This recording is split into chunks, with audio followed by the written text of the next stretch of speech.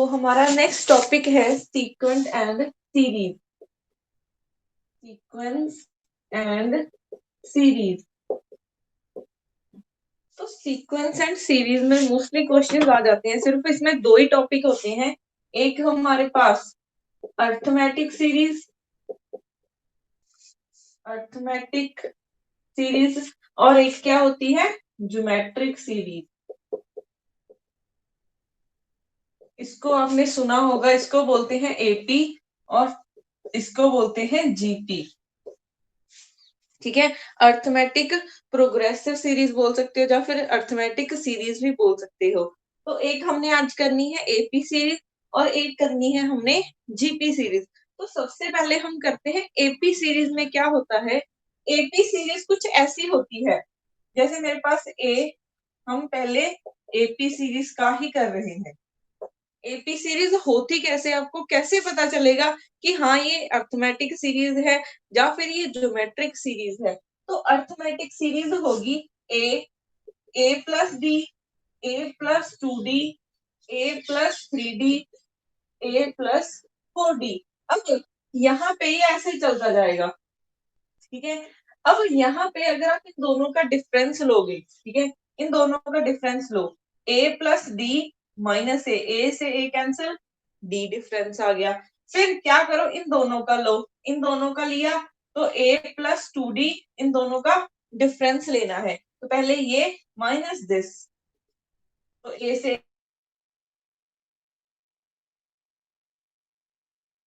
लो, फिर आप इन दोनों का लोगे तो ये भी क्या आ जाएगा, डी डी आ जाएगा।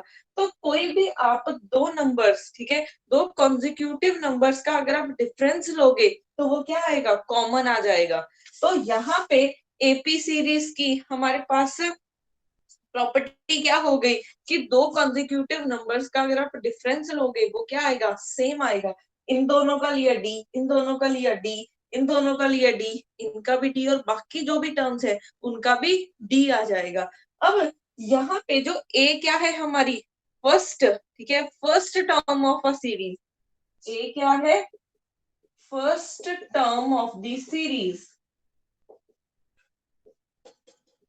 और डी क्या आया है, जो हमने ये डी लिखा हुआ है, ये क्या है, दो नंबर्स का डिफरेंस है, difference between two consecutive numbers।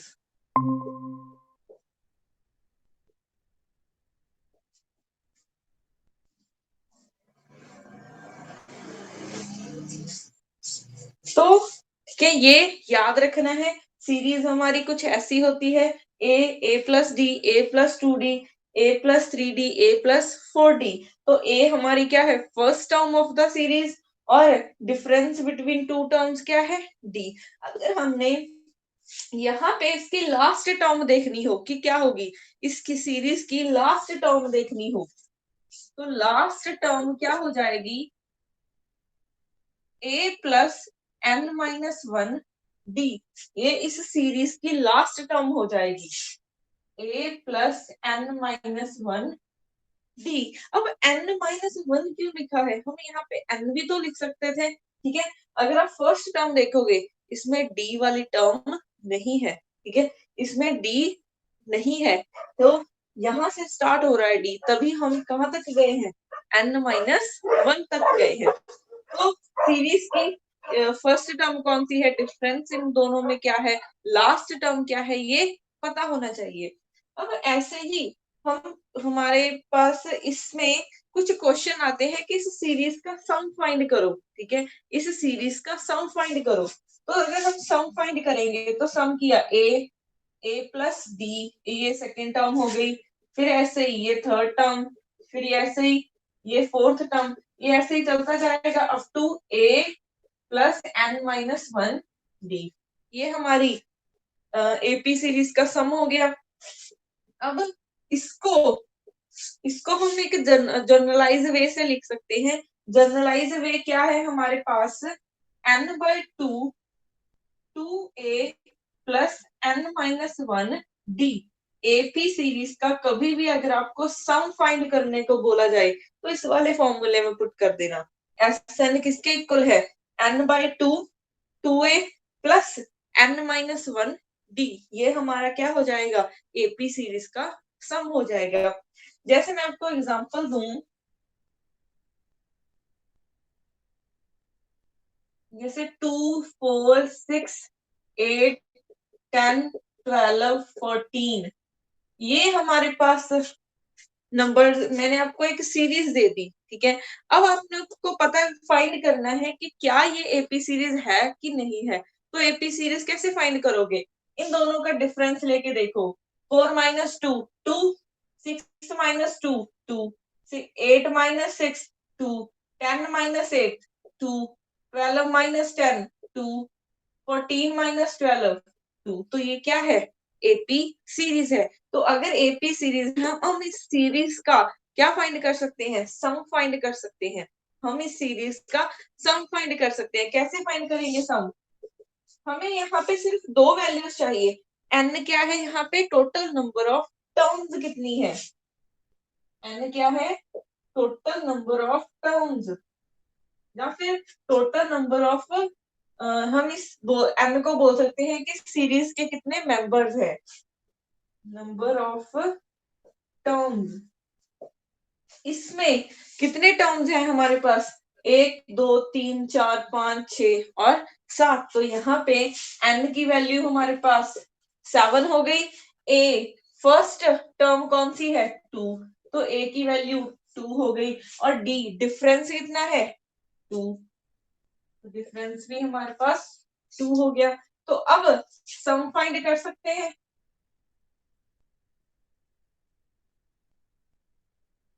तो सम किसके इक्वल हो जाएगा, n/2, n कितना है 7/2 प्लस 2 इंटू ए की वैल्यू कितनी है 2 प्लस n-1 मीन्स 7-1 और साथ में d मीन्स 2। तो यहाँ से ये हो जाएगा 7/2 4 प्लस ये 6 इंटू 2, तो 7/2 4 6 इंटू 2 12 हो जाएगा।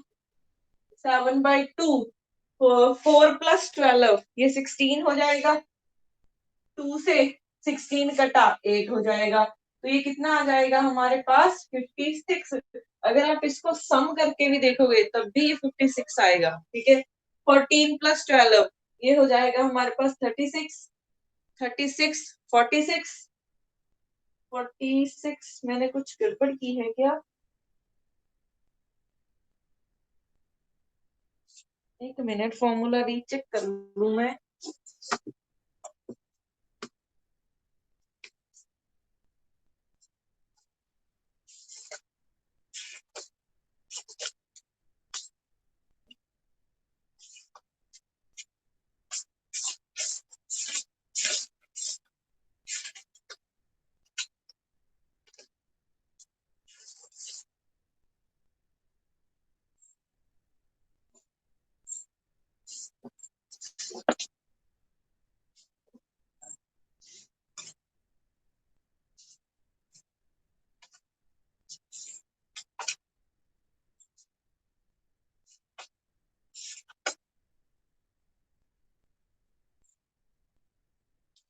फॉर्मूला तो सही लगाया है, एक बार 7/2, ठीक है। 7/2 2 इंटू 2 हो जाएगा प्लस 7-1 इंटू डी हमारे पास 2 हो जाएगा। तो यहाँ से 4 प्लस 6 इंटू 2, तो 6 इंटू 2 12 हो जाएगा, ये 16। तो यहाँ से ये 56 ही आएगा, ठीक है। हाँ जी, पहले यहाँ तक क्लियर है। Yes ma'am. तो ऐसे आप किसी भी इनफाइनाइट सीरीज का सम फाइंड कर सकते हो।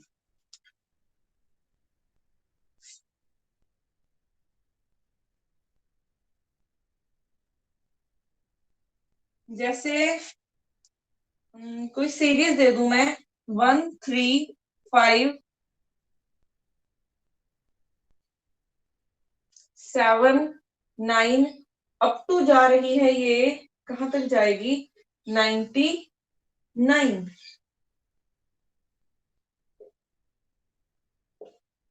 ये सीरीज है, ठीक है। अब इसका आपने सम फाइंड करना है, ठीक है। तो सम फाइंड करने से पहले आप क्या करोगे, पहले चेक करोगे ये कौन सी सीरीज है, एपी है कि नहीं है।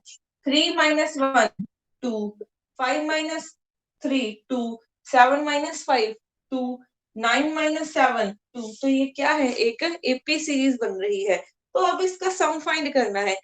तो सम फाइंड करने के लिए आपको ए तो पता चल गया, फर्स्ट टर्म क्या है 1, डी क्या है, इन दोनों में डिफरेंस कितना है 2। बट हमें सम फाइंड करने के लिए क्या चाहिए, एन की वैल्यू चाहिए, ठीक है। क्योंकि एस एन क्या होता है, n/2 2a प्लस n-1 और साथ में डी, यही होता है। हमें एन की वैल्यू चाहिए। अब आपने यहाँ से एन की वैल्यू कैसे फाइंड करोगे, अब आप इसकी काउंटिंग लिखने बैठोगे तो 5 मिनट्स तो आपके चले जाएंगे इसमें, ठीक है। तो अगर हम यहाँ से देखें 1 और 10 तक, ठीक है, यहाँ पे 10 नहीं आएगा क्योंकि ऑड वैल्यूज चल रही हैं।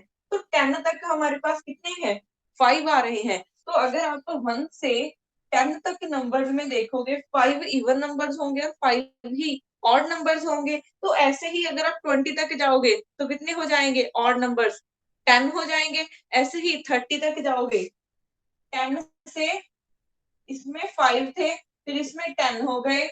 फिर 20 से 30 जाओगे, इसमें भी 5 नंबर्स, तो 15 हो गए। 30 से 40 गए, इसमें भी हमारे पास कितने नंबर आ जाएंगे, 20 हो गए।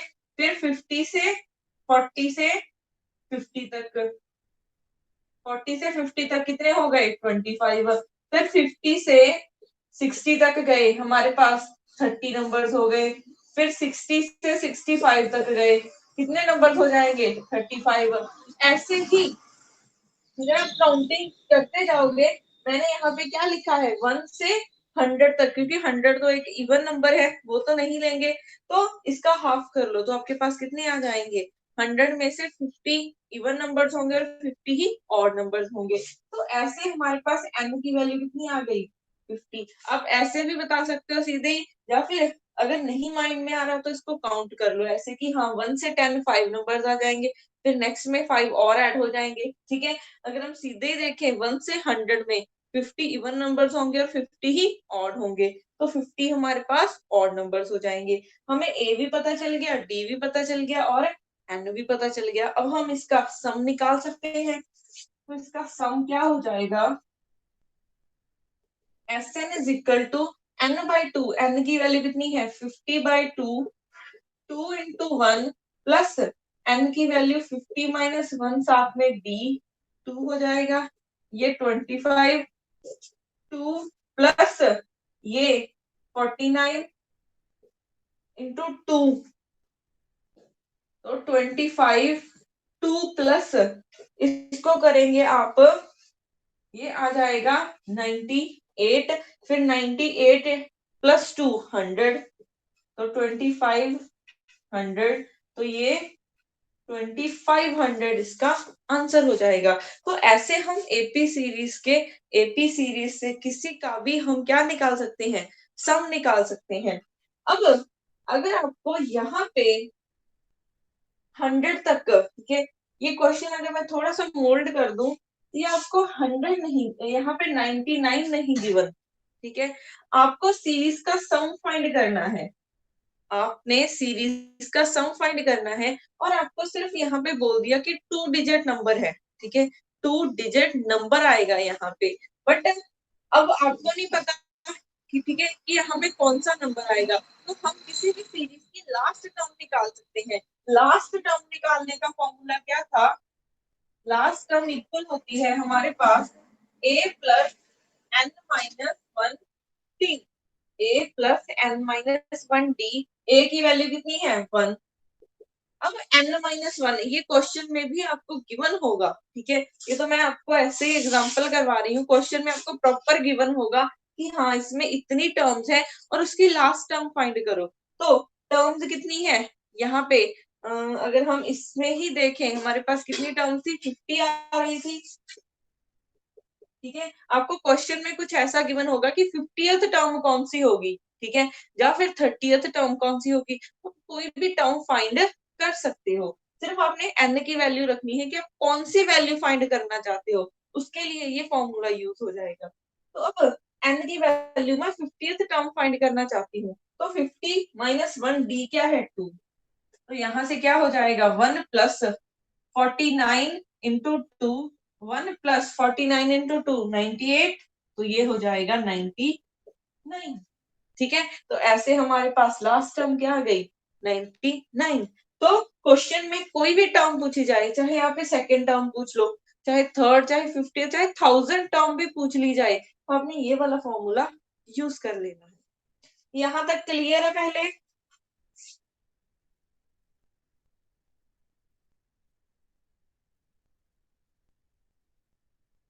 Yes ma'am.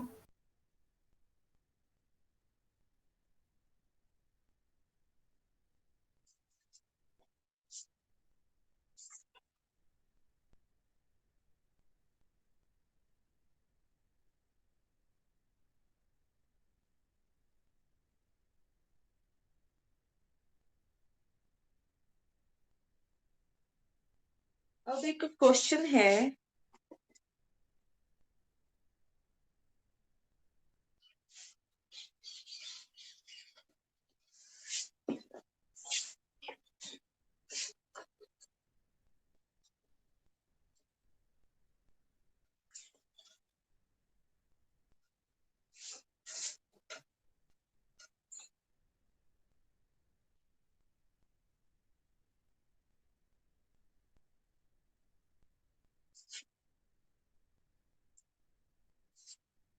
How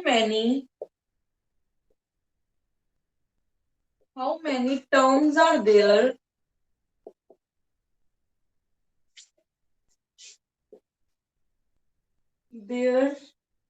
how many terms are there is an arithmetic sequence whose first and the fifth terms are minus 14 and 2, and the sum of the terms is 40। अब हमें क्या गिवन है यहाँ पे, हमें एक तो अर्थमेटिक सीरीज गिवन है और हमें फर्स्ट और फिफ्थ टर्म गिवन है। ठीक है, फर्स्ट, अब इसको मैं टी से रिप्रेजेंट कर लेती हूँ कि फर्स्ट टर्म हमारी क्या है -14 और फिफ्थ टर्म क्या है टी फिफ्थ, ये हमारे पास 2 गिवन है। और sum of the terms, sum of the series, हमें sum of the terms, sum of the series same ही बात है, तो ये हमें गिवन है एस एन की वैल्यू 40 गिवन है। अब हमें फाइंड क्या करना है, how many terms in arithmetic series, तो एन की वैल्यू हमें फाइंड करनी है, हमें एन की वैल्यू फाइंड करनी है। तो एन की वैल्यू फाइंड करने के लिए अब हम वही फॉर्मूला लगा सकते हैं कि nth टर्म फाइंड करनी हो, nth टर्म का फॉर्मूला हमने लिखा था a plus n minus 1d। nth term अगर हमने फाइंड करनी हो तो उसका फॉर्मूला क्या था a plus n minus 1d, और a हमारे पास क्या होती है फर्स्ट टर्म, और फर्स्ट टर्म हमें गिवन है, ये हमारी a ही तो है, तो यहाँ पे फर्स्ट टर्म हो गई -14 प्लस n माइनस 1d। अब d की वैल्यू हमें नहीं पता, यहाँ पे क्या हो जाएगा डी nth। अब यहाँ से आप n की वैल्यू 1 रखो, 1 तो गिवन ही है, अगर आप यहाँ पे n की वैल्यू 2 रखोगे तो सेकेंड टर्म आ जाएगी, n की वैल्यू 3 रखोगे थर्ड टर्म आ जाएगी, 4 रखोगे फोर्थ टर्म आ जाएगी। तो ऐसे ही आप किसी की भी वैल्यू फाइंड कर सकते हो। अगर आप यहाँ पे देखोगे फिफ्थ टर्म की वैल्यू आपको गिवन है, तो n की वैल्यू फिफ्थ रखो, n की वैल्यू 5 रखी, तो T5 हो जाएगा is equal to -14 plus 5 minus 1d, तो -14 प्लस 4। अब मैंने 5 क्यों रखी वैल्यू, 5 इसलिए रखी क्योंकि मुझे यहाँ पे d की वैल्यू फाइंड करनी है। ठीक है, क्योंकि अगर हमें n निकालना है, ठीक है n निकालना है, तो अगर आप सम में भी देखोगे, सम का फॉर्मूला होता है n/2 a plus n-1 d। अगर हमने n निकालना है तो बाकी सारी टर्म्स हमें पता होनी चाहिए, तब n की वैल्यू निकलेगी। Sn हमें गिवन है, a की वैल्यू हमें गिवन है, d नहीं गिवन, तो हम इस T5 को यूज करके d की वैल्यू निकाल सकते हैं, क्योंकि T5 की वैल्यू 2 गिवन है। तो यहाँ पे क्या किया हमने, n को 5 रखा, T5 इज इक्वल टू ये बन गया। अब T5 की वैल्यू कितनी है, 2, तो 2 is equal to -14 plus 4d, तो 2 plus 14 is equal to 4d। ये कितना हो गया, 16 is equal to 4d, 16/4 is equal to d। तो यहाँ से d की वैल्यू कितनी आ गई, 4। ठीक है, d की वैल्यू निकल गई। अब Sn की वैल्यू हमें गिवन है 40, तो 40 इज इक्वल टू n की वैल्यू 5, n की वैल्यू तो हमें फाइंड ही करनी है, n/2, a की वैल्यू हमें गिवन है -14 प्लस n-1, d की वैल्यू कितनी आ गई, 4। ये आ गया यहाँ से। तो अब 40 इंटू 2 80 हो जाएगा, 80 इज इक्वल टू, मल्टीप्लाई कर दो सबके साथ, तो -14n प्लस n स्क्वायर हो जाएगा, और साथ में 4 है, -4n हो जाएगा। ये बन गया। अब क्या करते हैं, अगर आप इन दोनों को इकट्ठा कर सकते हैं, यस, इन दोनों को मैम इकट्ठा, हाँ जी, मैम सम के फॉर्मूला में n/2 इंटू 2a नहीं होता?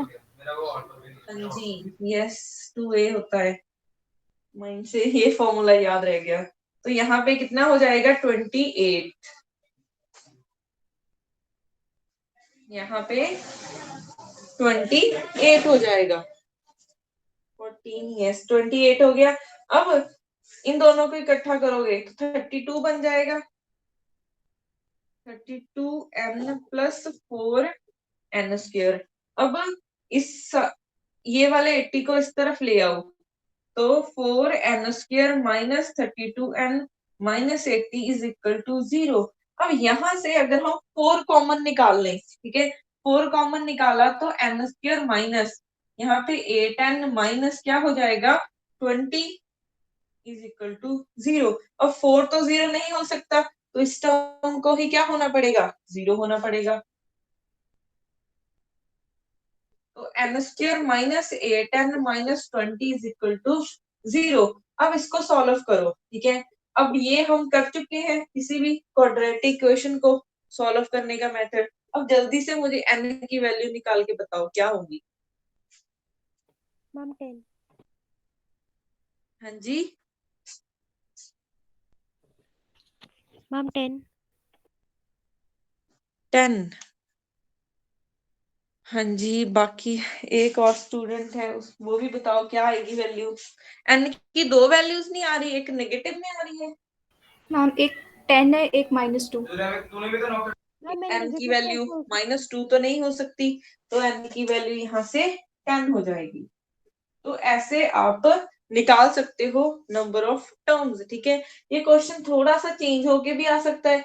आपको यहाँ पे n की वैल्यू गिवन देके, ठीक है, a की वैल्यू पूछ ले या फिर d की वैल्यू पूछ ले, ठीक है, कोई भी आपको क्वेश्चन, बस आपने सिर्फ एपी सीरीज में सिर्फ इतने फॉर्मूले याद रखने हैं कि nth टर्म किसके इक्वल होती है, ठीक है, nth टर्म किसके इक्वल होती है, और सम ऑफ द सीरीज क्या होता है, और एपी सीरीज की कंडीशन क्या होती है, दो कॉन्जिक्यूटिव नंबर में जो डिफरेंस है वो सेम रहेगा। अब उसके बाद हमारे पास आती है ज्योमेट्रिक सीरीज।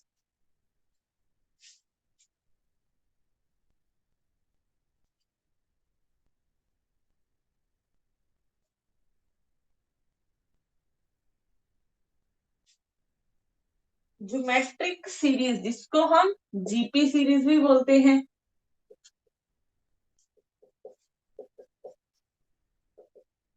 तो ज्योमेट्रिक सीरीज में हमारी सीरीज कुछ ऐसी होगी, जैसे A R square, AR³ AR4, ये अप टू कहां तक जाएगा, AR⁻n-1 तक जाएगा, ठीक है। अब यहाँ पे जैसे वहां पे ए प्लस बी था, अब यहाँ पे सिर्फ मल्टीप्लाई हो रहा है, ठीक है, सिर्फ इतना डिफरेंस है। वहां पे ए प्लस डी, ए प्लस 2d था, देखो ये पावर बन रही है, यहाँ पे आर स्क्वायर बन गया, फिर आर क्यूब, फिर आर फोर, सिर्फ इतना डिफरेंस है इसमें और इसमें। ठीक है, अब इसकी लास्ट टर्म देख लो कौन सी आई है। लास्ट टर्म है ए r s to power n minus one. तो इसकी लास्ट टर्म है हमारी, nth टर्म लिख सकती हूँ इसको, a r s to power n minus one. अब हमें यहाँ पे सब्ट्रैक्ट नहीं करना, हमें डिवाइड करके देखना है। ठीक है, जैसे अर्थमेटिक सीरीज, आपको कैसे पता चलेगा कि कोई सीरीज अर्थमेटिक है कि नहीं है? आप कैसे चेक कर रहे थे? दोनों को सब्ट्रैक्ट करके देख रहे थे, अगर डिफरेंस सेम है तो वो एपी सीरीज है। अब यहाँ पे आपने डिवाइड करके देखना है, इसको इसके साथ डिवाइड किया, ए आर बाय ए को डिवाइड करोगे कितना आ जाएगा, ए के साथ ए कैंसल, आर आ जाएगा। फिर इन दोनों को डिवाइड करो, A R square by, sorry हाँ, ए आर स्क्वायर बाय, इसको इसके साथ किया तो ए के साथ एक कट गया, आर ही बच गई फिर से। ठीक है, फिर इसको इसके साथ करोगे, A are cube by A are square, A के साथ ए कैंसल, ये कटा, फिर से आर बच गया। तो यहाँ पे इनको, इसको बोलते हैं कॉमन रेशो। इसको हम क्या बोल सकते हैं? Common ratio. अगर किसी भी सीरीज में हमारे पास रेशो कॉमन आ रही है दो कॉन्जिक्यूटिव नंबर्स की, ठीक है, दो कॉन्जिक्यूटिव टर्म्स की, तो उसको हम क्या बोलेंगे? ज्योमेट्रिक सीरीज बोलेंगे। जैसे 3 6, नहीं ये नहीं होगा, जैसे मैं यहाँ पे लिखूं 2 4 8 16 32। अब इसको चेक करके देखो, 4 को 2 से डिवाइड करोगे, 4 को 2 से डिवाइड किया 2 आ जाएगा, 8 को 4 से डिवाइड किया 2 आ जाएगा, 16 को 2 से डिवाइड किया फिर से 2 आ जाएगा, 32 को 16 को डिवाइड किया 32 से फिर से 2 आ जाएगा। तो यहाँ पे हमारे पास रेशियो 2 आ रही है, वो भी सबकी कॉमन आ रही है। तो इस सीरीज को हम क्या बोल सकते हैं? GP series. सिर्फ डिफरेंस याद रखना है, वहां पे डिफरेंस आता है, यहाँ पे कॉमन रेशियो आती है। अब इसका भी हम सम फाइंड कर सकते हैं। अब यहाँ पे ध्यान से देखो, ये ए क्या है? हमारी फर्स्ट टर्म ही रहेगी, ए हमारी फर्स्ट टर्म है, और ये आर क्या है? Common ratio. ये क्या है? हमारी कॉमन रेशियो। और इसमें भी हम nth टर्म फाइंड कर चुके हैं। अब उसके बाद अब इस सीरीज का हमने सम फाइंड करना है, तो सम कैसे फाइंड करेंगे? एस एन किसके इक्वल हो जाएगा? एस एन हो जाएगा a 1 minus r s to power n, 1 minus r. यहाँ पे ए फर्स्ट टर्म है, आर कॉमन रेशियो है, और एन क्या है? Number of terms. एन क्या है? नंबर ऑफ टर्म्स कितनी है सीरीज में।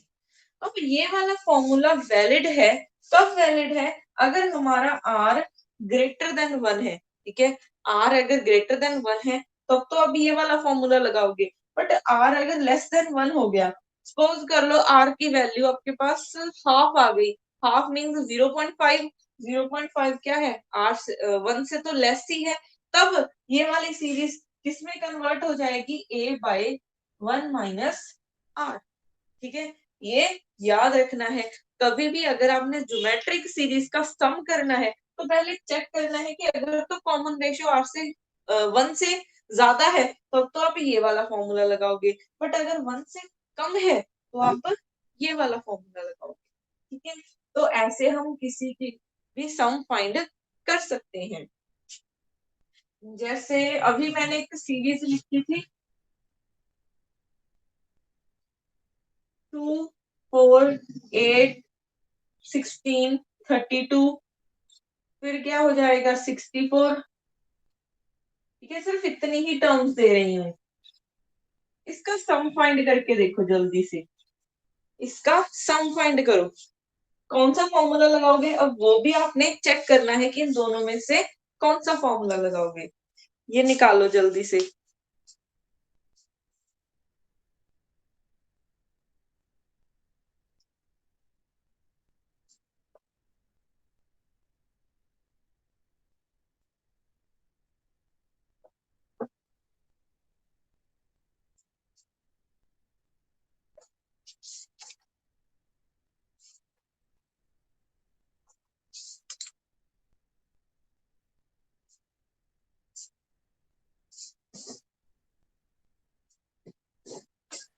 मैम 126। हाँ जी,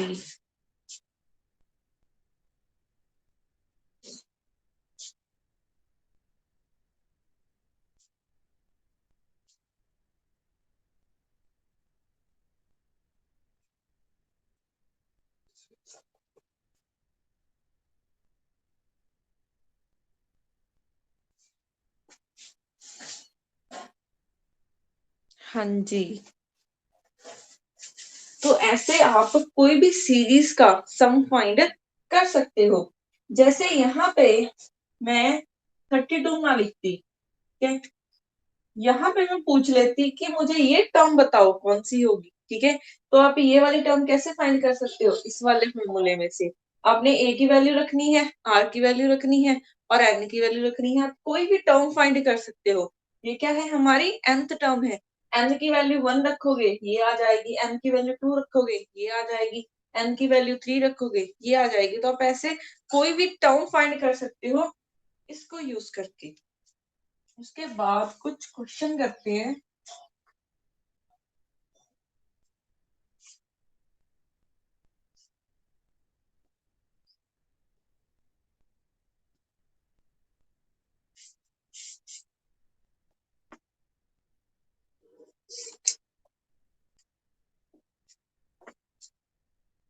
Three numbers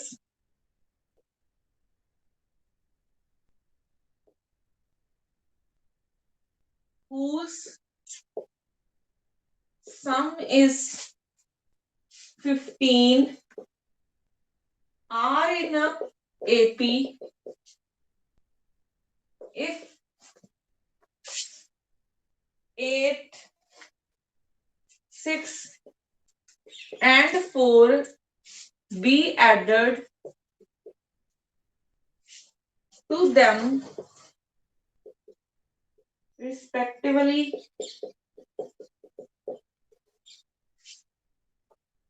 then these are in GP. Find the numbers. अब ये जल्दी से ट्राई करके देखो, अदरवाइज फिर मैं करवा दूंगी। इसको निकालो जल्दी से।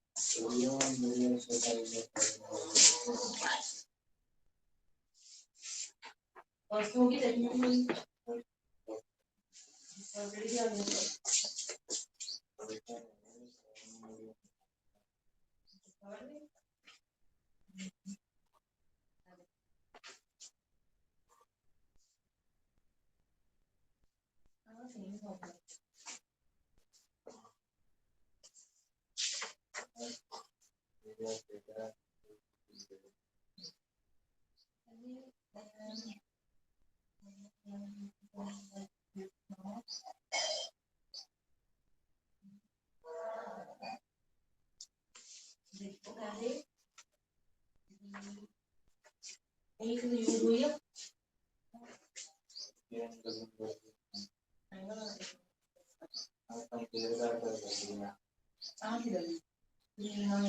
जी, हो रहा है क्वेश्चन किसी से? No ma'am.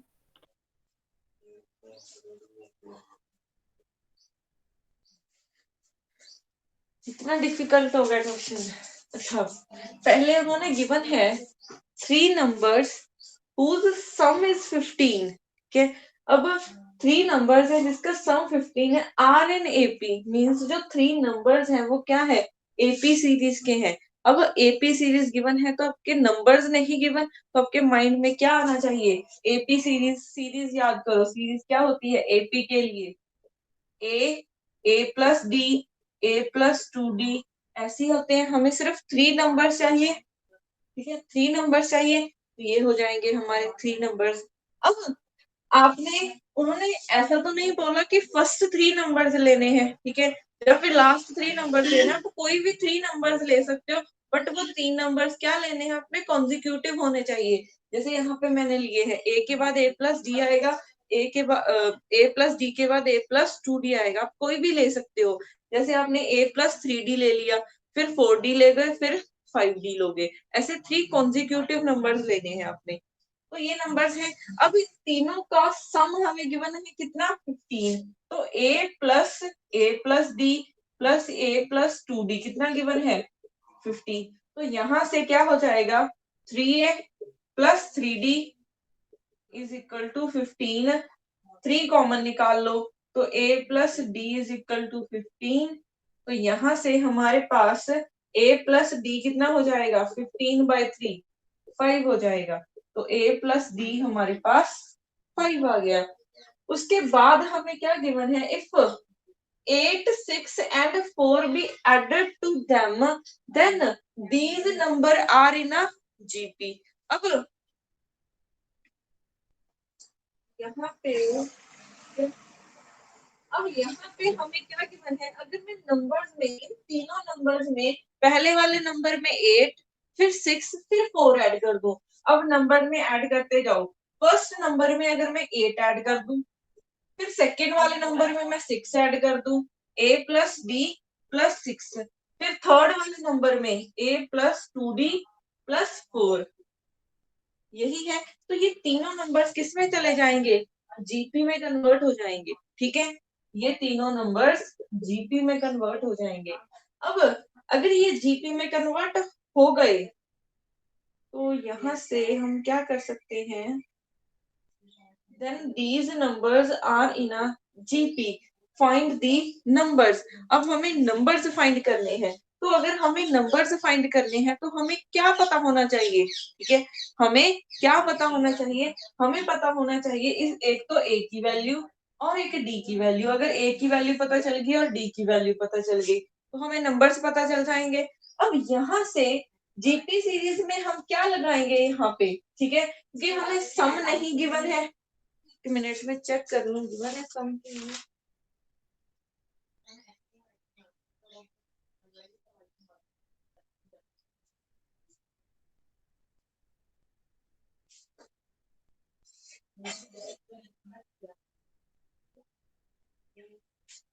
तो यहाँ से अब हम क्या कर सकते हैं, अगर हम इनकी कॉमन रेशो ले लें, ठीक है, क्योंकि जीपी सीरीज में क्या होता है, रेशो सेम होती है, तो इन दोनों की रेशो लो, a plus D plus 6/a+d is equal to, इन दोनों की रेशो ले लो, a plus 2D plus 4/a+d+6।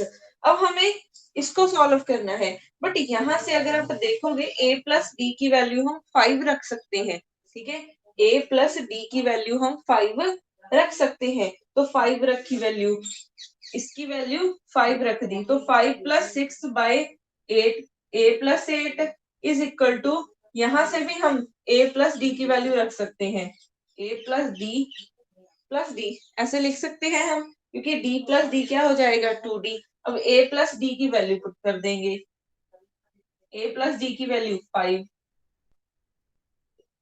तो यहां से इसकी वैल्यू 5 पुट कर दी, प्लस d प्लस 4/5 प्लस 6 कितना होता है 11। ठीक है, यहां से d प्लस 9/11। तो अगर हम इसको सॉल्व करें, ये 6 प्लस 11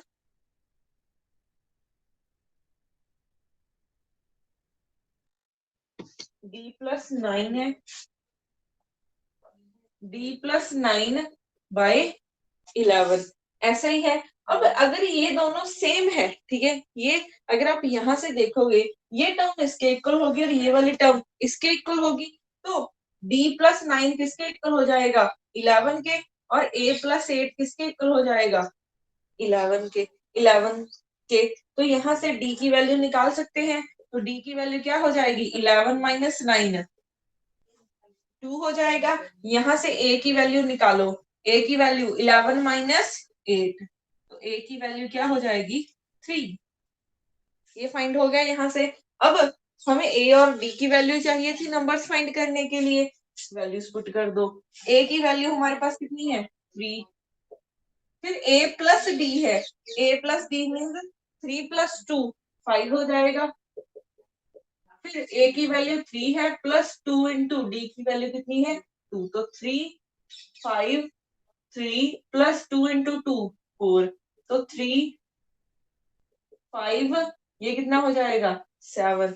अब अगर आपने रीचेक करना है कि हमारे ये नंबर्स ठीक है, ठीक है कि करेक्ट आए हैं कि नहीं, अब कंडीशन लगा दो, इन तीनों का सम कितना गिवन है 15, 7 प्लस 5 12 हो जाएगा, 12 प्लस 3 15। तो यहाँ से ये आंसर हमारा करेक्ट है, तो 3 नंबर्स हमारे ये हो जाएंगे। सिर्फ आपने ऐसे वाले क्वेश्चन में प्रॉपर्टीज याद रखनी है, किसकी हमारे पास एपी सीरीज की प्रॉपर्टीज क्या है और जीपी सीरीज की क्या क्या प्रॉपर्टीज है। हाँ जी, क्लियर है ये क्वेश्चन।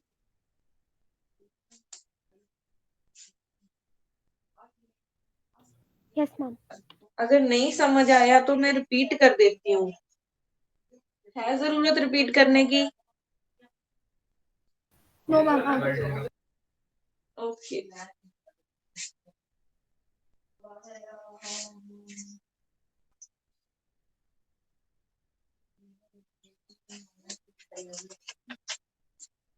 उसके बाद नेक्स्ट क्वेश्चन है, the third term of a GP is 4. Find the product of its first 5 terms.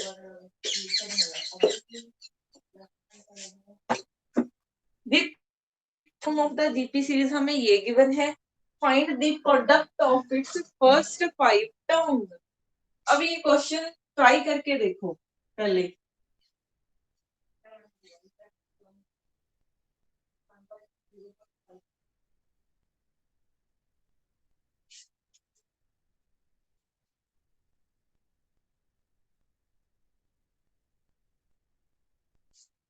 अब आपको टर्म्स नहीं गिवन, तो टर्म्स याद करो, जीपी सीरीज में हमारे पास टर्म्स कैसी होती है।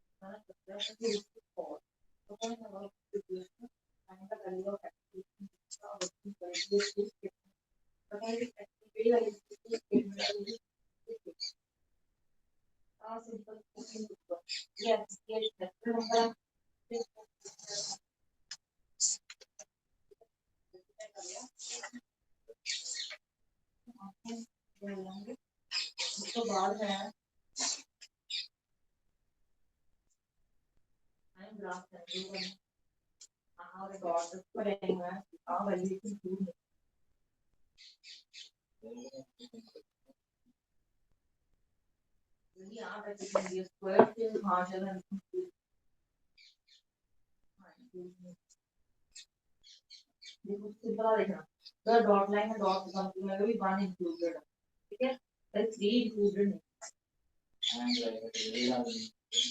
इसमें सीधा लाएंगे देखो इनकी क्या लिखेगा ना ये three लिखा जाएगा। मैम हाँ जी 1024।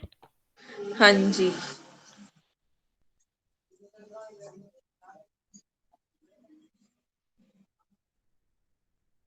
प्रियंका का भी यही आ रहा है। No ma'am.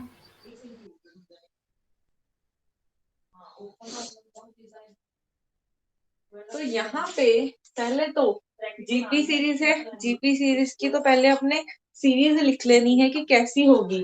जीपी सीरीज होती है A R square, A R cube, A R four. हमें 5 टर्म ही चाहिए, तो फर्स्ट सेकंड थर्ड और फोर्थ और फिफ्थ ये हो गई।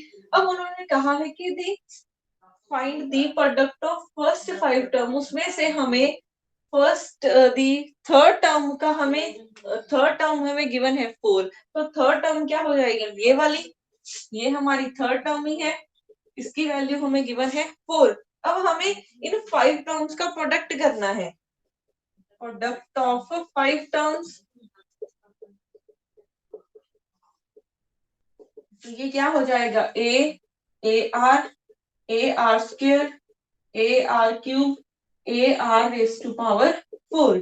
अब यहाँ पे काउंट कर लो कि ए कितने हैं, 1 2 3 4 और 5, ऐसे ही है।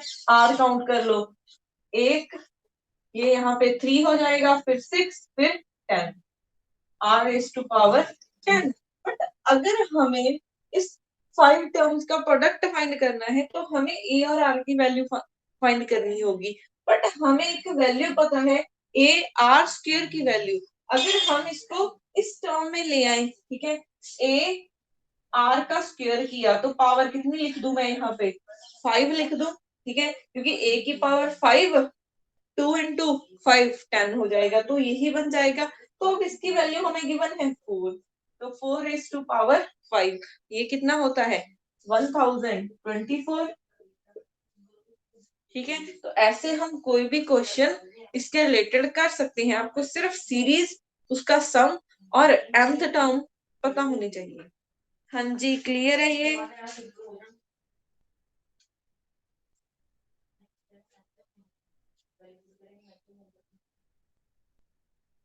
Yes ma'am.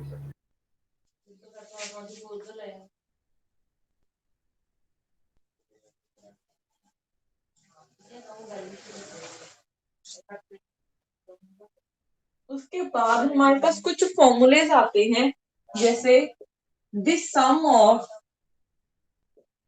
First n natural numbers,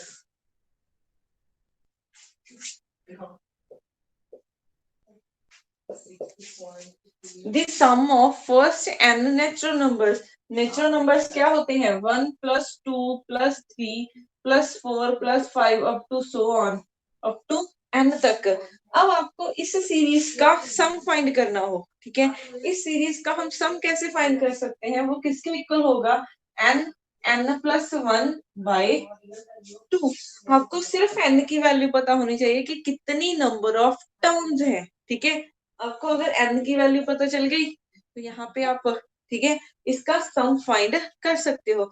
ऐसे ही अगर आपको इसका सम फाइंड करना हो, 1 स्क्वायर, 2 स्क्वायर, 3 स्क्वायर, फिर यहाँ पे 4 स्क्वायर, फिर 5 square up to n square, कोई सीरीज ऐसी आपको गिवन हो, ठीक है, इसका सम आप कैसे फाइंड करोगे, इसका सम फाइंड करने का फॉर्मूला है n plus 1 2n plus 1 bye 6, ठीक है।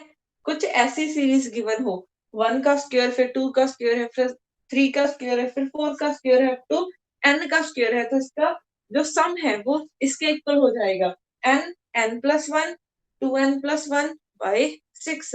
अब थर्ड फॉर्मूला इसका है, अगर क्यूब गिवन हो आपको, 1 का क्यूब, 2 का क्यूब प्लस 4 का क्यूब, 3 का क्यूब आएगा,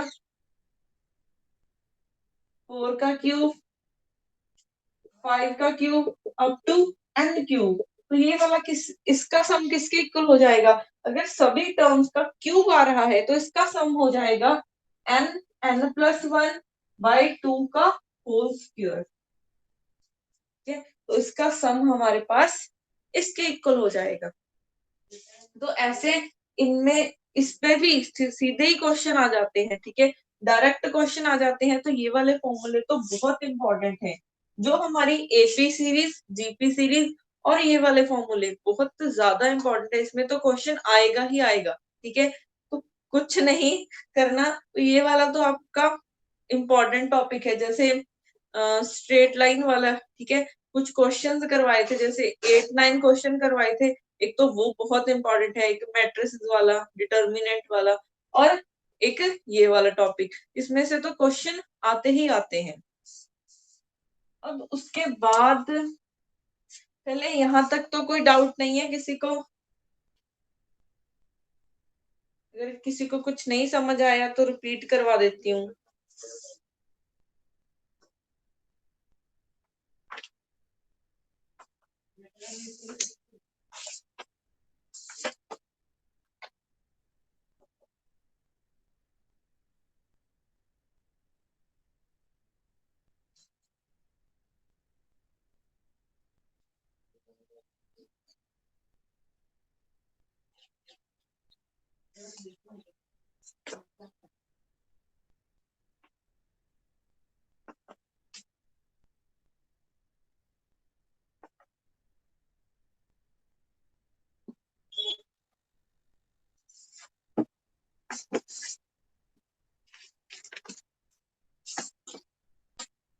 उसके बाद हम ट्रिग्नोमेट्रिक के ही कुछ क्वेश्चंस करते हैं।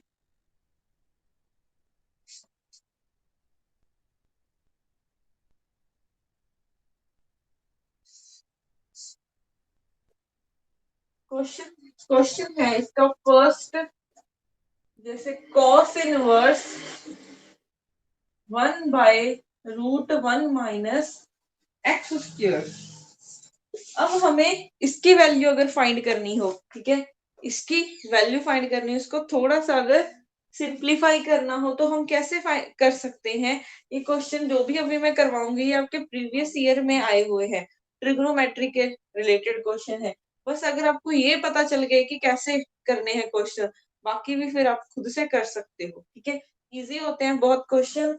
अब कॉस इनवर्स, इसको हमने थोड़ा सा सिंप्लीफाई करके लिखना है। ठीक है, सिंप्लीफाई करने के लिए हमें ये हटाना होगा यहाँ से। तो ये हटाने के लिए हम क्या कर सकते हैं? अगर हम x को क्या करें, कुछ ऐसा पुट करें कि ये खत्म हो जाए यहाँ से, तो क्या कर सकते हैं?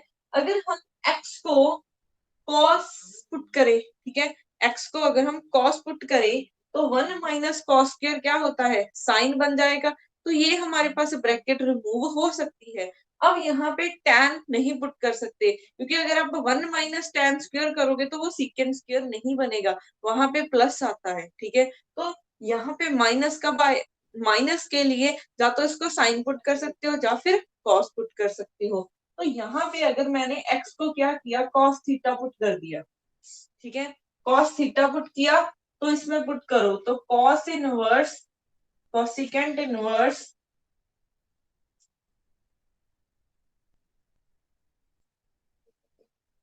1/√1 - cos² theta.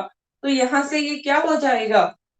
Cosecant inverse 1 - cos² क्या होता है? sin² theta. ये कट गया तो sin थीटा बचा। sin 1/sin थीटा को हम क्या लिख सकते हैं? Cosecant theta, cosecant theta. ये कैंसिल हो गया, एक कॉस इनवर्स है और एक कॉस की पावर 1 है। तो यहाँ से हमारे पास क्या बचा? सिर्फ थीटा बच गया। तो इसको हमने सिंप्लीफाई कर दिया। अब थीटा की वैल्यू भी हम पुट कर सकते हैं। थीटा की वैल्यू यहाँ से क्या हो जाएगी? Cos inverse x. तो ये हो जाएगा कॉस इनवर्स एक्स। अब देखो इस फॉर्मूले को हमने इतना सिंप्लीफाई कर दिया। ठीक है, तो थोड़ी सी प्रैक्टिस की जरूरत है इसमें। ठीक है, तो क्वेश्चन जो ट्रिग्नोमेट्री के आएंगे वो आपको सिंपली आएंगे कि हाँ, कोई एक्सप्रेशन गिवन होगा जैसे ये वाला, इसको सिंप्लीफाई करना है। ऐसे ही हमारे पास एक और क्वेश्चन है,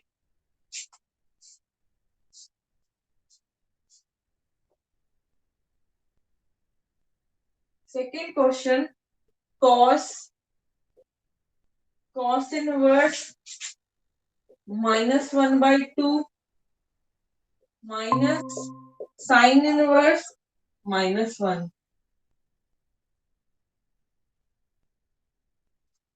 कुछ ऐसा गिवन है, कोई ज्वाइन किया है किसी ने? किसने ज्वाइन किया था? पहले वाला क्वेश्चन समझ आ गया, कॉस इनवर्स वाला? मैम एक बार दोबारा बता दो। हाँ जी,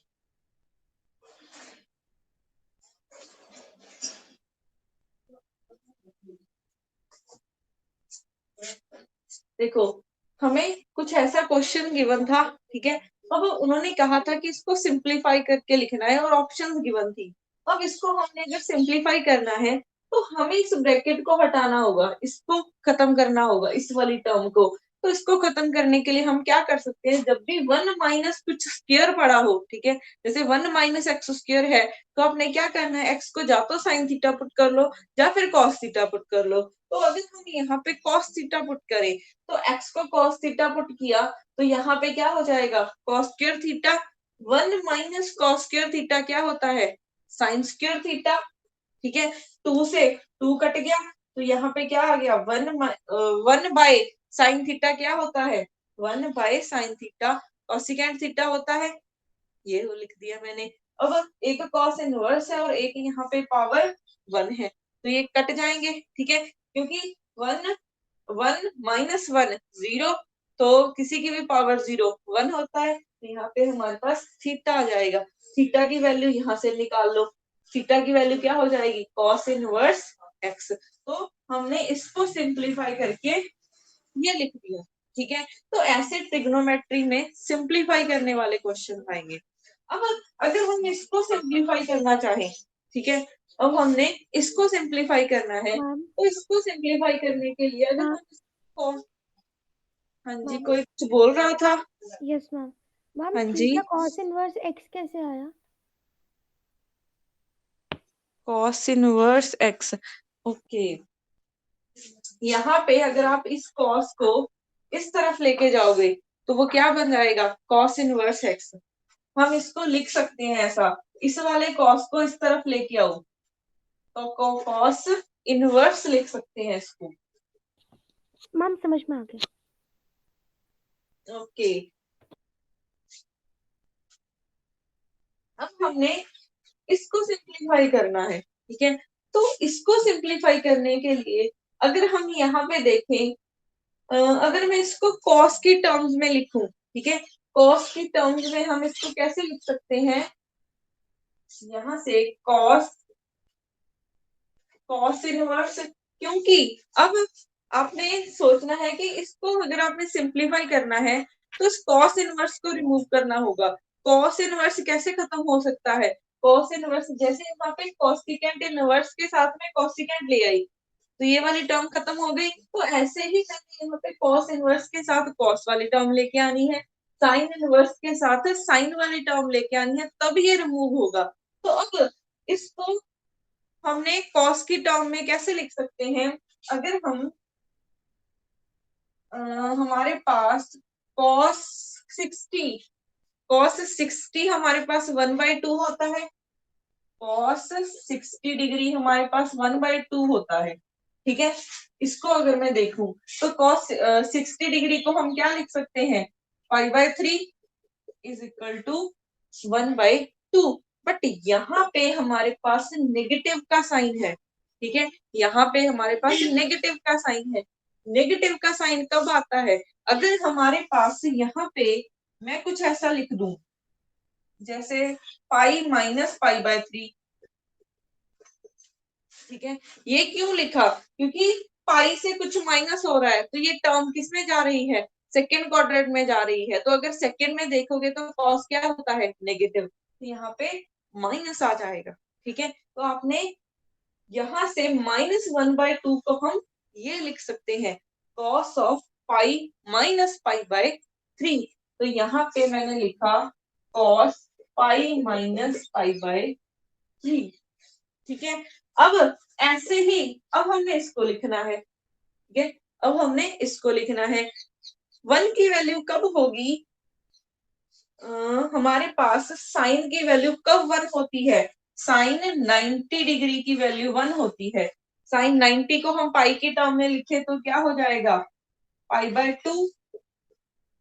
ठीक है, अब हमें क्या चाहिए, यहाँ पे -1 लिखा है। ठीक है, -1 देखना है। अब हमें क्या आएगा, साइन फर्स्ट में भी पॉजिटिव रहता है, सेकंड में भी पॉजिटिव रहता है। साइन किसमें नेगेटिव, किसमें जाके नेगेटिव आता है, थर्ड में और फोर्थ में।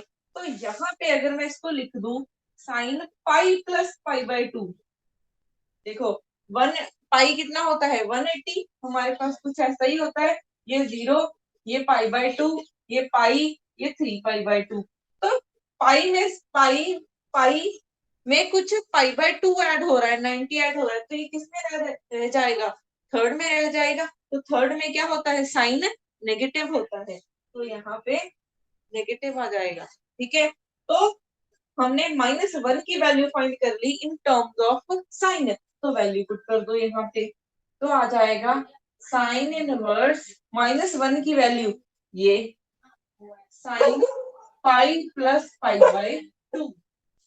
अब कॉस इनवर्स से कॉस कैंसिल, साइन इनवर्स से साइन कैंसिल, तो ये आ जाएगा cos pi minus pi by 3 minus pi plus pi by 2, यही है।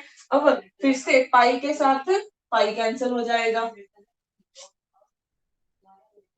Cos pi minus pi by 3 minus pi by 2, पाई के साथ पाई कैंसिल, कॉस ऑफ, अब यहाँ पे माइनस बाहर निकाल लो क्योंकि minus minus pi by 3 plus pi by 2, इन दोनों को ऐड कर लो।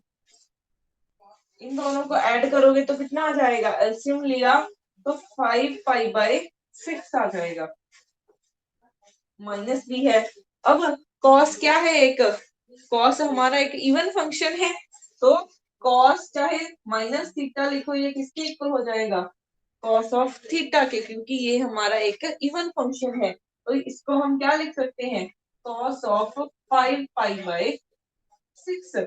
अब कॉस 5 पाई बाय 6 की वैल्यू निकालनी है, बट हमें तो वैल्यूज किसकी पता है, या तो कॉस 0 की पता है, या फिर 30 की, या फिर 45 की, 90 की, ठीक है, या फिर 60 की वैल्यू पता है, बट इतनी वैल्यू तो हमें नहीं पता। तो हमें इसको या तो पाई की टर्म में, पाई बाय 2 ऐसी कुछ टर्म में लाना होगा। तो इसके लिए हमारे पास कॉस 5 पाई बाय 6 है, अगर हम इसको लिखें पाई माइनस पाई बाय 6, ऐसा लिख सकती हूँ इसको, क्योंकि अगर आप माइनस करोगे फिर से ये वाली टर्म बन जाएगी। ठीक है, अब कॉस पाई है, जब भी पाई होता है तो वो साइन में चेंज नहीं होगा, कॉस का कॉस ही रहेगा, तो कॉस पाई बाय 6 आ जाएगा। बट पाई में से कुछ माइनस हो रहा है, तो किस में रहेगा, ये सेकंड में रहेगा, और सेकंड में कॉस नेगेटिव होता है, तो ये आ जाएगा। और पाई बाय 6 कितना होता है, कॉस 30, और कॉस 30 की वैल्यू √3/2। तो इसको हमने सिंप्लीफाई करके इतना आ गया। ठीक है, क्लियर है ये क्वेश्चन। मैम हाँ जी, हमारे पता कैसे चलेगा कि अब कब हमने इवन फंक्शन वाली आइडेंटिटी लगानी है और कैसे हमने कॉस को साइन में कन्वर्ट करना है। ओके,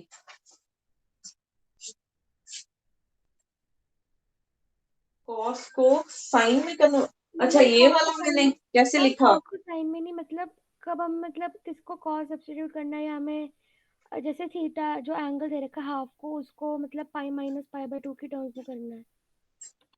अच्छा हमने ना इसको थोड़ा सा सिंप्लीफाई करना है। ठीक है, सिंप्लीफाई तो तभी हो सकता है अगर ये कॉस इनवर्स खत्म हो। ठीक है, कॉस इनवर्स कब कैसे खत्म हो सकता है, अब अगर कॉस इनवर्स तो ऐसे ही खत्म हो सकता है, अगर आप इसको देखोगे एक कॉस इनवर्स है, अगर मैं यहाँ पे कोई कॉस वाली टर्म लेकर आ जाऊं, ठीक है, तभी ये कैंसिल हो सकता है, थोड़ा सा ये सिंप्लीफाई होगा। तो आपके माइंड में यहाँ से ये आना चाहिए कि मैंने 1/-1/2 को कॉस की टर्म में लिखना है कि मैं कौन सी कॉस की वैल्यू पुट करूं कि यहाँ पे -1/2 आ जाए। अब आप 1/2 की वैल्यू तो बता दोगे इजी से, ठीक है, कि कॉस हमारे पास 60 की वैल्यू हमारे पास कितनी होती है, 1/2 होती है। कॉस π/3 की वैल्यू 1/2 होती है, ठीक है। अब हमें -1/2 चाहिए, हमें यहाँ पे -1/2 चाहिए। एक मिनट, आप यहाँ पे अगर आपको थोड़ी सी कंफ्यूजन हो रही है यहाँ पे, ठीक है, नहीं, पर ठीक है, फिर बाद में आके प्रॉब्लम हो जाएगी, आंसर सही नहीं होगा, आपको ऐसे ही करना पड़ेगा। देखो 1/2 तो आपको पता चल जाएगा कि cos π/3 की वैल्यू हाफ है। तो अब आपने देखना है कि नेगेटिव कब आएगा, ठीक है। नेगेटिव हमारे पास तब कब आता है, यहाँ पे सारे पॉजिटिव रहते हैं, साइन चाहे कॉस देख लो, tan चाहे सीकेंड चाहे कोसिकेंड चाहे कॉट, यहाँ पे सारे पॉजिटिव रहते हैं। यहाँ पे साइन एक्स और हमारे पास कोसिकेंड एक्स पॉजिटिव रहते हैं, यहाँ पे tan और कॉट, और यहाँ पे कॉस और सीकेंड ऐसे ही होते हैं। अब आपने देखना है कि मैं यहाँ पे तो पॉजिटिव आएगा, ठीक है, यहाँ पे नेगेटिव आएगा, ये नेगेटिव कहाँ से कहाँ आ रहा है, ये वाला नेगेटिव इसमें नेगेटिव रह रहा है। अगर मैं यहाँ पे cos π-π/3 कर दूं, π-π/3 कर दूं, क्योंकि अब मैंने पाई ही क्यों लिखा है, ठीक है, पाई इसलिए लिखा है क्योंकि हमें पता है, अगर मैं हमने ये मे बी याद हो कि नहीं, पाई माइनस थीटा किया तो वो कॉस ऑफ थीटा ही रहता है। अगर कॉस π/2 माइनस थीटा करेंगे तब वो साइन में कन्वर्ट हो जाता है, ठीक है, बट हमें इसको कन्वर्ट नहीं करना साइन में, तो मैं यहाँ पे जा तो पाई प्लस थीटा कर लूं या फिर पाई माइनस थीटा कर लूं। आप ऐसे भी याद रख सकते हो कि कभी भी अगर माइनस लेके आना है तो जा तो इसमें पाई प्लस कर दो या फिर पाई माइनस कर दो, ठीक है। अब यहाँ पे माइनस लेके आना है तो अगर तो आप पाई प्लस करोगे तब भी आप किस में पहुंच जाओगे, थर्ड में पहुंच जाओगे, इसमें भी कॉस नेगेटिव है। आप ये भी लगा सकते हो, पाई माइनस रखोगे थीटा तब भी आप नेगेटिव में ही रहोगे, ठीक है, मींस सेकंड में रहोगे और सेकंड में भी हमारे पास कॉस नेगेटिव ही होता है। आप यहाँ पे इसको कॉस π-π/3 भी लिख सकते हो या फिर ये भी लिख सकते हो, ठीक है, आंसर सेम आएगा इसका। आप इसको चेक भी कर सकते हो कि आंसर सेम आएगा कि नहीं आएगा, क्योंकि यहाँ पे माइनस प्लस होता चला जाएगा, फिर प्लस होते होते, क्योंकि कॉस एक इवन फंक्शन है तो वो माइनस तो ऑब्जॉर्ब हो जाएगा। अब आपको कंफ्यूजन हो रही होगी इस माइनस साइन में, ठीक है, माइनस साइन आप ऐसे याद रख सकते हो इसको, इवन फंक्शन क्या होता है, इवन फंक्शन हमारे पास होता है कि कॉस इनवर्स, यहाँ पे मैं माइनस थीटा करूं, ठीक है, तो वो कॉस ऑफ थीटा ही रहेगा। अगर आपने थीटा को माइनस थीटा कर दिया तो उसमें कोई भी चेंज नहीं आएगा। बट ऑड फंक्शन की क्या प्रॉपर्टी होती है कि कॉस ऑफ, जैसे हमारे पास ऑड फंक्शन साइन होता है, माइनस थीटा किसके इक्वल हो जाएगा, माइनस ऑफ साइन थीटा। ये मैंने यहाँ पे प्रॉपर्टी लगाई क्यों है, क्योंकि मैं इस माइनस को खत्म करना चाहती हूँ, ठीक है, इस माइनस को मैं खत्म करना चाहती हूँ कि यहाँ पे अगर आप -π/6 को आप सॉल्व करना थोड़ा सा मुश्किल हो जाएगा। अगर आप यहाँ पे प्लस रखते तो 5π/6 है, इसको आप इजीली सॉल्व कर सकते हो, तो माइनस के साथ प्रॉब्लम आएगी सॉल्व करने में। तभी मैंने क्या किया, प्रॉपर्टी यूज की, माइंड में आया कि कॉस क्या है, एक इवन फंक्शन है, कॉस माइनस ऑफ थीटा किसके इक्वल हो जाएगा, कॉस ऑफ थीटा, तो माइनस यहाँ से कैंसिल हो जाएगा। तो इसको हम क्या लिख सकते हैं, फिर से π-π/6 करके। अगर यहाँ पे साइन होता तो मैं क्या करती, इस वाले नेगेटिव को बाहर लिख देती, तो मैं कुछ ऐसा लिख देती, ठीक है। तो ट्रिग्नोमेट्री में आपको ऐसे वाले क्वेश्चन बहुत मिल सकते हैं, ठीक है। और ऑड और इवन फंक्शन की प्रॉपर्टीज भी बहुत यूज होंगी। हाँ जी, समझ आया कि कोई और वे से समझाऊं? मैम आ गया।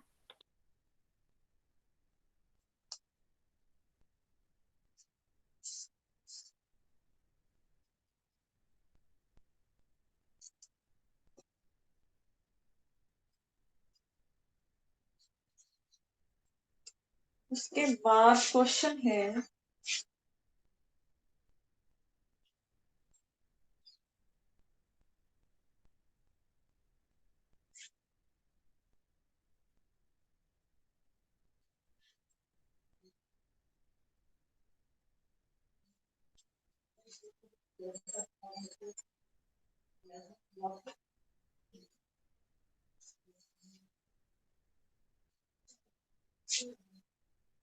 cos square 3 pi by 8 plus cos raise to power, यहाँ पे भी 4 है,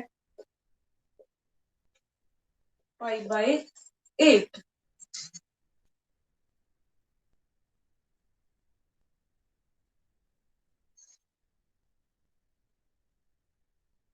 अब हमें इस क्वेश्चन को सॉल्व करना है, ठीक है। तो इसको सॉल्व करने के लिए पहले तो आपको 3 पाई बाई 8 की वैल्यूज नहीं पता होंगी और यहाँ पे 5/8 की वैल्यू नहीं पता होगी।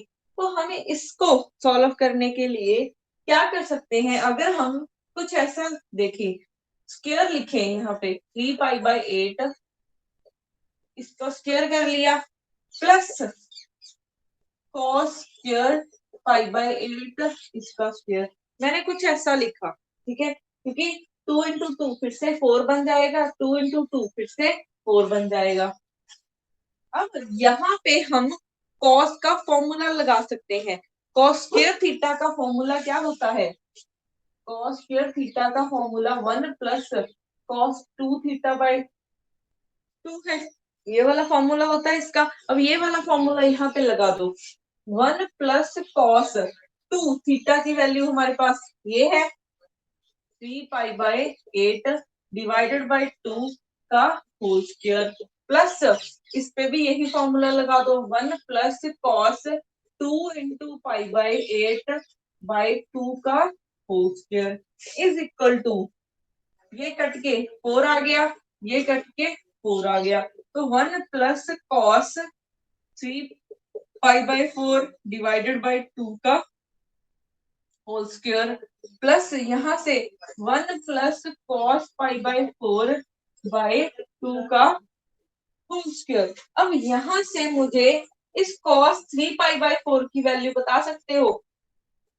cos 3 पाई बाई 4 की वैल्यू बताओ और cos 5/4 की वैल्यू बताओ जल्दी से।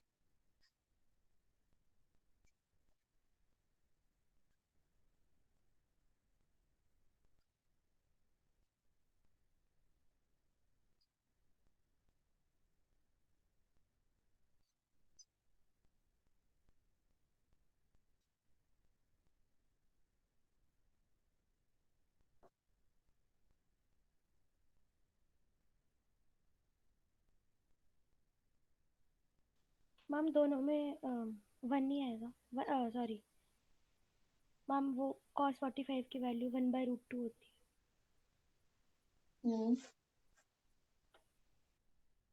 cos 3 पाई बाई 4 की वैल्यू है।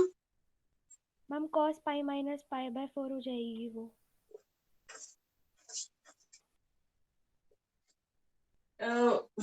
2 का स्क्वायर करोगे 4 आ जाएगा, यहां से भी 2 का स्क्वायर 4 आ जाएगा, तो मैंने 1/4 बाहर निकाल लिया, ठीक है।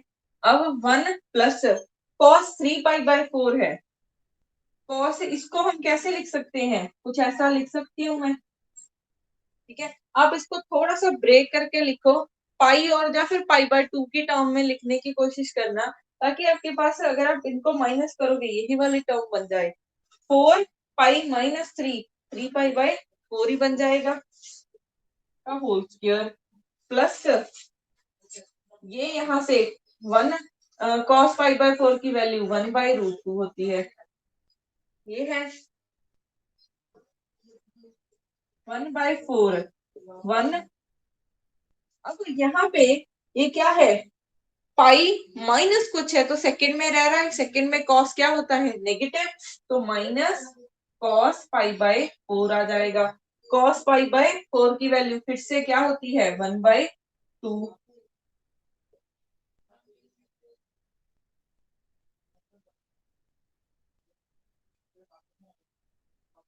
वहां पे लिखूं 1/4, 1 इसकी वैल्यू 1/√2 का होल स्क्वायर प्लस 1/√2 का होल स्क्वायर, ये आ गया। तो 1/4 इसका स्क्वायर ओपन करो, 1 + 1/2 - 2/√2। इसका ओपन किया, 1 + 1/2 प्लस प्लस आएगा यहाँ पे 2/√2, ये कट गया।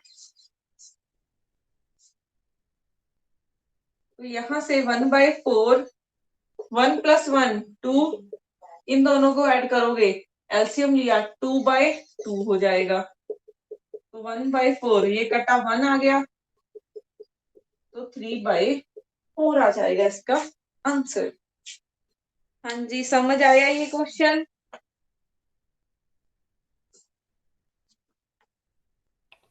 Yes ma'am.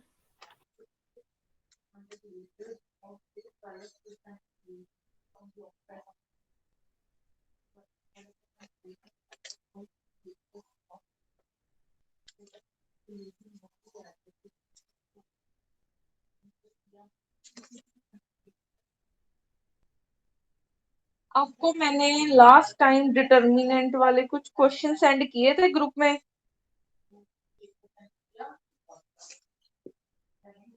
मैम शायद किए थे। तो ट्राई। मैम नहीं किए। No ma'am. हाँ जी, अच्छा, तो पहले तो आपका आज होमवर्क यही है कि आज ये वाला रीड कर लेना, और जो मैंने आपको कल क्वेश्चंस भेजे थे, ठीक है, वो देख लेना एक बार, ट्राई करना है उसको करने की, ठीक है। और कल आपकी ना 2 घंटे की क्लास लगेगी, मैं, ठीक है, कोशिश करेंगे कि आपका सिलेबस कल कंप्लीट हो जाए, ऐसे होगा नहीं, तो प्रिपेयर होके आना कि 2 घंटे की कल क्लास लगेगी।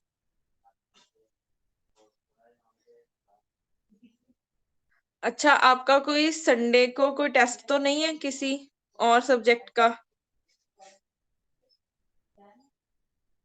No ma'am. ओके, तो मुझे बता देना, ठीक है, कि कोई ऐसा रखना कि 2 टॉपिक रख लेना जो अच्छे से प्रिपेयर कर लेना, उसका टेस्ट दे देना। Okay ma'am. हाँ जी, कोई डाउट हो तो पूछ सकते हो।